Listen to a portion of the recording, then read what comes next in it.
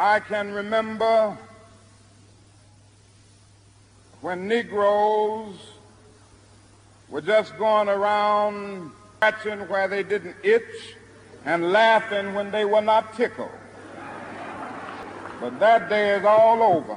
We mean business now, and we are determined to gain our rightful place in God's world. And that's all this whole thing is about. We aren't engaged in any negative protest and in any negative arguments with anybody. We are saying that we are determined to be men. We are determined to be people. And that we are God's children. We don't have to live like we are forced to live. Now, what does all of this mean in this great period of history?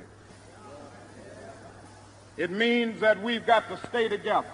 We've got to stay together and maintain unity. You know, whenever Pharaoh wanted to prolong the period of slavery in Egypt, he had a favorite formula for doing it. What was that? He kept the slaves fighting among themselves. But whenever the slaves get together, something happens in Pharaoh's Coat, and he cannot hold the slaves in slavery. When the slaves get together, that's the beginning of getting out of slavery. You know, several years ago, I was in New York City autographing the first book that I had written. And while sitting there autographing books, a demented black woman came up. Before I knew it, I had been stabbed by this demented woman. I was rushed to Harlem Hospital. It came out in the New York Times the next morning that if I had merely sneezed, I would have died. If I had sneezed, I wouldn't have been around here in 1961 when we decided to take a ride for freedom and ended segregation in interstate travel. If I had sneezed, I wouldn't have been in Memphis to see a community rally around those brothers and sisters who are suffering. I'm so happy that I didn't sneeze. Now it doesn't matter now.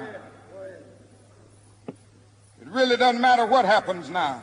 And then I got into Memphis, and some began to say the threats of what would happen to me from some of our sick white brothers. Well, I don't know what will happen now. We've got some difficult days ahead, but it really doesn't matter with me now because I've been to the mountaintop. I don't mind.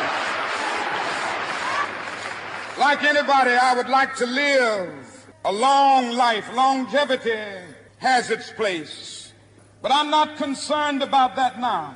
I just want to do God's will, and He's allowed me to go up to the mountain, and I've looked over and I've seen the promised land. I may not get there with you, but I want you to know tonight that we as a people will get to the promised land.